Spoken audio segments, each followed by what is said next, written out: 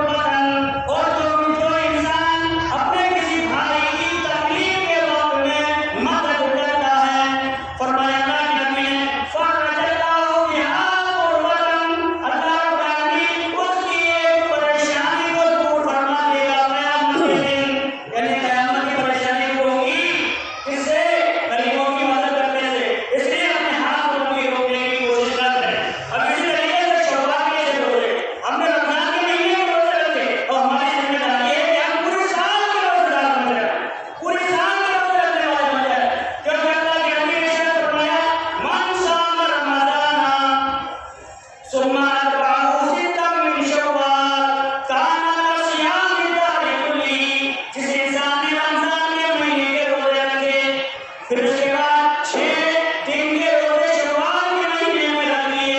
तो काना तस्या मिलता है कभी वो इंसान ऐसा है जैसा कि उसने पूरी साल के रोजे रखे हों।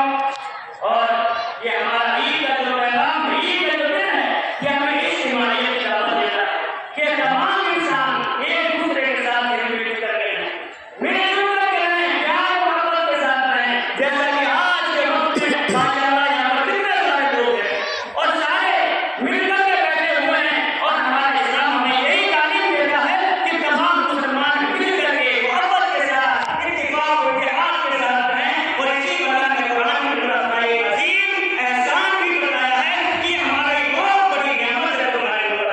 लेकिन आज मुसलमान दूर होते चले जा रहे हैं, बल्कि हमें आपस में इत्तेफाक और इत्तेहाद के साथ रहना चाहिए। अगर इत्तेफाक और इत्तेहाद के साथ रहेंगे हमारी ताकत मजबूत होगी, और अगर इख्तिलाफ के साथ रहेंगे तो अकेले तने तन्हा रह जाओगे। तुम्हारी वो बात तमाम की तमाम खत्म कर दी जाएगी, जैसे कि आजकल देखने जा रहा है।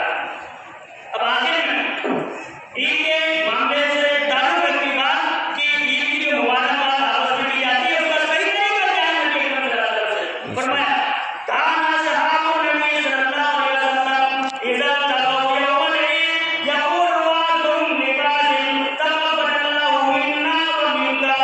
यानी नबी अकरम सल्लल्लाहु अलैहि वसल्लम के साथी जब एक दूसरे से ईद के दिन मुलाकात करते, एक दूसरे से जब मिलते तो वे ईद की मुबारकबाद इन अल्फाज में देते, तक़ब्बलल्लाहु मिन्ना व मिनका। ये अल्लाह हमारी तरफ से कबूल फरमाए और तुम्हारी तरफ से भी इस खुशी के दिन को कबूल फरमाए। ये एक दूसरे की मुबारकबाद है जो कि हमें देनी चाहिए। और जैसा कि मुसाफा या गले मिलने के बारे में हर साल बातें होती हैं कि ईद के दिन क्या गले मिलना जायज़ है या नहीं है। इसके बारे में शेख इब्न उस्मान का बड़ा मशहूर फतवा है, सऊदी के बहुत बड़े मुफ्ती हैं, उन्होंने फतवा दिया। कौन सा फतवा? उन्होंने कहा कि ईद के दिन जो लोग मुसाफा करते हैं या मुआनका गले मिलते हैं, इनका शरीयत से कोई लेना देना नहीं है। ये सवाब की नीयत से नहीं करते हैं, बल्कि ये पुराना मामला चला आ रहा है और इसका सवाब से कोई ताल्लुक नहीं है। ये लोगों की खुशी का मामला है, इसलिए मुआनका करने में यानी गले मिलने में, मुसाफा करने में कोई हद वाली बात नहीं है। और मुसाफा करने के बारे में नबी अकरम की मशहूर हदीस फरमाया, मा मिन मुस्लिमिन यल्तक़ियानी फ़इज़ा साफ़हानी इल्ला ग़ुफ़िरा लहुमा क़ब्ल अन यफ़्तरिक़ा। कि अगर जो दो लोग आपस में मिले, दो लोग आपस में मुलाकात करें और एक दूसरे से मुसाफा करें, तो इल्ला ग़ुफ़िरा लहुमा, तो अल्लाह उनके तमाम गुनाहों को माफ़ कर देता है। क़ब्ल अन यतफ़र्रक़ा, इससे पहले कि वो दोनों आपस में जुदा हों, ये उनके जुदा होने से पहले अल्लाह उनके गुनाहों को भी माफ़ फरमा देता है। इसलिए मुसाफा करने में कोई हद नहीं है, मुसाफा भी किया जाए और अपनी खुशी जाहिर करने के लिए गले और मुआनका भी किया जा सकता है। और जिन लोगों ने अभी तक फितरा नहीं दिया, हालांकि उनको फितरा तो देना वाजिब है, लेकिन उस सवाब से महरूम रह जाएंगे जो ईद की नमाज से पहले का हुक्म था, क्योंकि सदका फ़ित्र का जो हुक्म है वो ईद की नमाज से पहले का था, बात नहीं, जिससे कि वो गरीब लोग भी हमारे साथ हमारी खुशी के अंदर शामिल हो सके। अब आखिर में अल्लाह रब्बुल आलमीन से दुआ करेंगे कि अल्लाह रब्बुल आलमीन हम तमाम मुसलमानों को नेक अमल करने की तौफीक अता फरमाए। आमीन। अल्लाह रब्बुल आलमीन से दुआ करते हैं कि या अल्लाह हम मुसलमानों में जो भी परेशान हैं उनकी परेशानियों को दूर फरमा। आमीन। जो मकबूल हैं गैर ज़रूरी इबादतों की अदायगी की सूरत पैदा फरमा।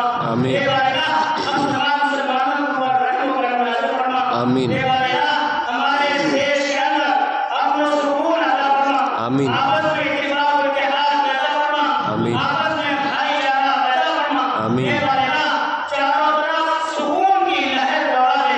आमीन। या अल्लाह नफ़रतों के बाज़ार को तू खत्म फरमा दे। आमीन। या अल्लाह चाहे इस देश के अंदर किसी भी मजहब से ताल्लुक रखने वाले लोग हों, सबको एक दूसरे से मोहब्बत करने की तौफीक अता फरमा। आमीन। सबको भाईचारे के साथ रहने की तौफीक अता फरमा। आमीन। या अल्लाह पूरी दुनिया के अंदर मज़हब इस्लाम का बोलबाला फरमा। आमीन। या अल्लाह जहाँ जहाँ भी मुसलमानों को सताने की कोशिशें की जा रही हैं, जहाँ जहाँ इनके ऊपर जुल्म किए जा रहे हैं, एक अल्लाह तू आकर मुसलमानों की एक आमीन। इस्लाम का गलबा फरमा। आमीन। जैसा कि फिलिस्तीन के अंदर मुसलमानों के ऊपर दोबारा से कहर के बादल मंडरा रहे हैं, अल्लाह से हम दुआ करें कि अल्लाह रब्बुल आलमीन तो उन फिलिस्तीन के मुसलमानों की हिफाजत फरमा, आमीन। उनकी मदद फरमा। आमीन। और जो उनके ऊपर जुल्म और तशद्दुद कर रहे हैं, एक बार इस दुनिया के अंदर ही उनको इनकी सजा जरूर दे देना।